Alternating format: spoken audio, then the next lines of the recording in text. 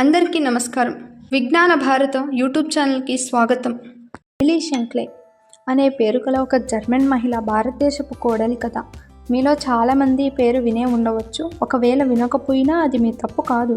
ఎందుకంటే ఈ పేరును చరిత్ర నుండి ఉద్దేశపూర్వకంగా నెహ్రూ గాంధీ కుటుంబం తొలగించారు. శ్రీమతి ఎమిలీ షెంక్లే 1937లో భారతదేశపు అత్యంత ప్రియ కుమారుడైన నేతాజీ సుభాష్ చంద్రబోస్ని వివాహం చేసుకున్నారు.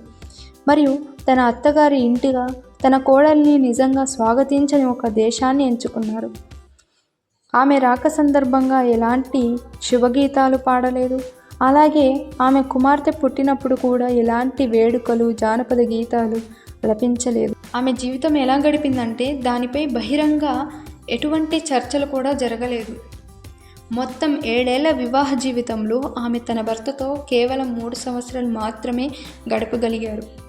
ఆ తర్వాత తన భార్యను, చిన్న కుమార్తెను వదిలి ఆమె భర్త మన భారతదేశం కోసం పోరాడడానికి తిరిగి వచ్చేశారు ఒక వాగ్దానంతో.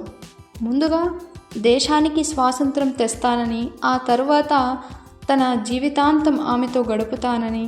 కానీ అది ఎప్పుడూ జరగలేదు. 1945లో అతను ఒక విమాన ప్రమాదంలో ఉన్నారు. ఆ సమయంలో ఎమిలీ షెంక్లే చాలా చిన్న వయసులో ఉన్నారు. యూరోపియన్ ఆచారం ప్రకారం ఆమె పునర్వివాహం చేసుకోగలిగేది, కానీ ఆమె అలా చేయకూడదని నిర్ణయించుకుంది. సంపూర్ణ జీవితం నేతాజీ గారి జ్ఞాపకాలతో గడిపింది. ఇది ఒక నిస్వార్థమైన ప్రేమ అని చెప్పవచ్చు. దానికి బదులుగా ఆమె తన జీవితాంతం తీవ్రమైన కష్టాలతో గడిపింది. టెలిగ్రాఫ్ కార్యాలయంలో క్లర్క్గా ఒక సాధారణ ఉద్యోగం చేస్తూ చాలా తక్కువ జీతంతో ఆమె తన కుమార్తెను పెంచింది. ఆమె ఎవ్వరికీ ఫిర్యాదు చేయలేదు మరియు ఎవరిని ఏమీ అడగలేదు. అప్పటికే భారతదేశానికి స్వాతంత్రం వచ్చినా, తన భర్త స్వాతంత్రం కోసం ప్రాణాలు అర్పించిన దేశాన్ని కనీసం ఒక్కసారైనా సందర్శించాలని ఆమె కోరుకుంది. కానీ భారతదేశంలో నెహ్రూ గాంధీ రాజకీయ కుటుంబం ఈ యొక్క మహిళకు ఎంతగా భయపడిందంటే, గౌరవంగా పిలిచి పౌరసత్వం ఇవ్వాల్సిన వ్యక్తికి భారతదేశంలో రావడానికి వీసా కూడా నిషేధించింది.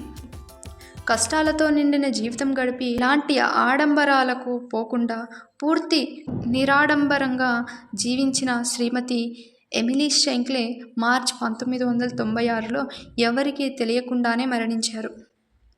ఆమె పూర్తి పేరు శ్రీమతి ఎమిలీ షెంక్లే బోస్.